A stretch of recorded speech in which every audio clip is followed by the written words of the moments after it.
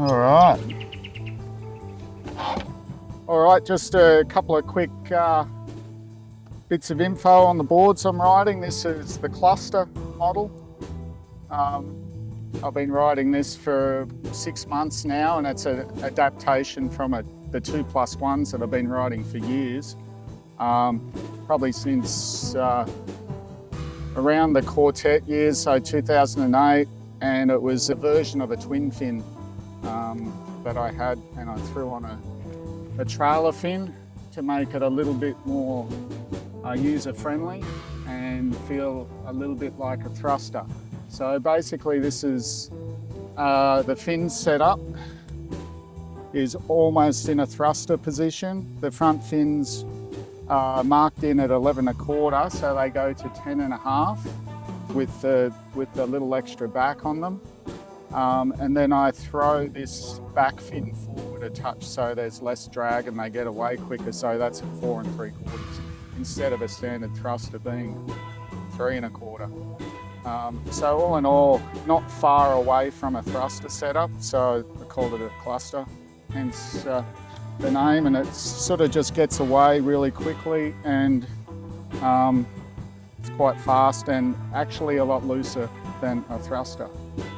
The board itself, this one's wrapped in Flax on the deck, so that's a 6 with a 4 Flax and then a 6 bottom, and this weight ratio feels a little bit lighter than a standard PU and a touch more solid than your standard epoxies, so it's sort of sitting in the middle of those two.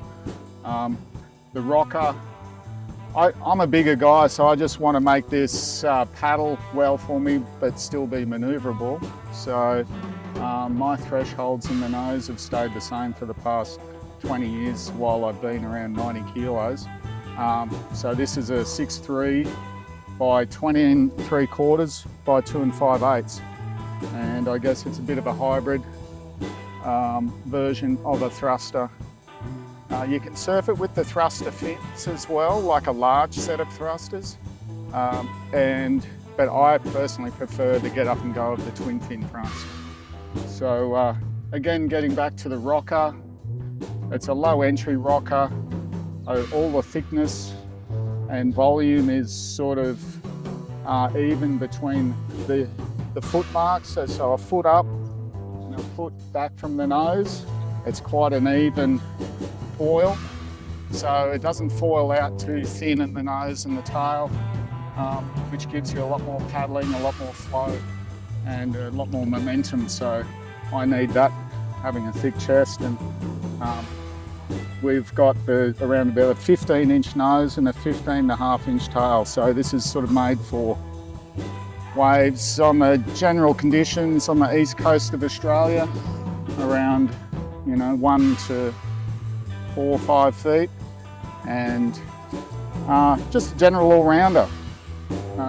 It's got a little bit more tail lift than I used to put in my boards, and it's got a late little flip in the nose, but they're still around my thresholds of 4.5-inch nose rocker and about 2.5 inches in the tail, which is a touch more. They used to be around 2 1/4.